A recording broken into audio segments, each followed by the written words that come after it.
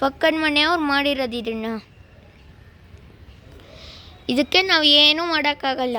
ಆದರೆ ಆದಷ್ಟು ನಾವು ಅರ್ಥನ ಉಳಿಸ್ಬೇಕು. ಯಾಕಂದರೆ ಈ ಅರ್ಥೇ ನಮಗೆ ಸಹಾಯ ಮಾಡುತ್ತೆ, ನಾವು ಅದಕ್ಕೆ ಸಹಾಯ ಮಾಡಬೇಕು. ಮತ್ತು ಇವಾಗ ಸ್ವಲ್ಪ ಫಾಸ್ಟ್ ಮೂವಿಂಗ್,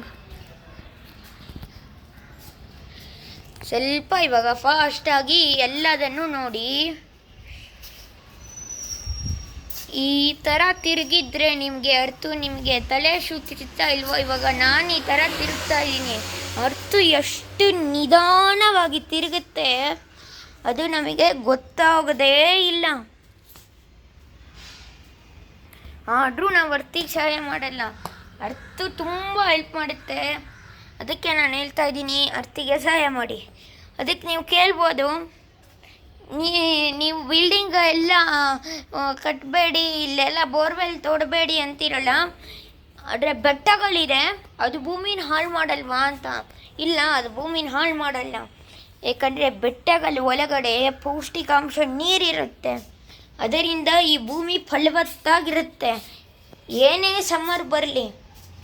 ಮತ್ತು ಅದು ನೇಚರ್. ಈ ಅರ್ಥಲ್ಲೇ ನಿಮಗೆ ಬೆಟ್ಟ ಇರೋದಂದರೆ ಅರ್ಥ ನೇಚರು. ಅದಂತೂ ಬೆಟ್ಟ ಎಷ್ಟೇ ತುಂಬ ನೇಚರು. ಎಂತೆಂಥ ಬೆಟ್ಟ ನಮಗೆ ಸಹಾಯ ಮಾಡಿದೆ. ನೀವು ಮುಳ್ಳಯ್ಯನಗಿರಿ ಬೆಟ್ಟನೇ ತಗೊಳ್ಳಿ. ಈ ಬೆಟ್ಟ ನಾವು ಡೈಲಿ ಕಾಫಿ ಕುಡಿತೀವಿ ಬೆಳಗ್ಗೆ ಆದರೆ. ನಿಮಗೆ ಈ ಕಾಫಿ ಬೀಜ ಹೆಂಗೆ ಸಿಗುತ್ತೆ? ಈ ಬೆಟ್ಟಗಳಿಂದ.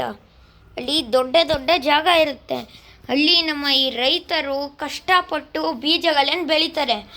ನಾವು ಅದಕ್ಕೆ ಎಲ್ಲರಿಗೂ ಥ್ಯಾಂಕ್ಸ್ ಹೇಳಬೇಕು. ಹೂಳವರು, ಬಿತ್ತವರು, ನೀರು ಹಾಕೋರು ಅಂತ ತುಂಬ ಜನ ಇರಲ್ಲ. ಅದೆಲ್ಲ ಒಬ್ಬನೇ ಮಾಡೋದು, ಅದು ರೈತ. ಈ ರೈತ ಮತ್ತು ಎರ್ತ್ಗೆ ಥ್ಯಾಂಕ್ಸ್ ಹೇಳಿದ್ರೆ ನಾವು ತುಂಬ ಧನ್ಯರು. ಅವಾಗ ನಮ್ಮನ್ನ ಎಲ್ಲರೂ ಇಷ್ಟಪಡ್ತಾರೆ, ಇವರೆಂಥ ಒಳ್ಳೆ ಮನುಷ್ಯರು ಅಂತ.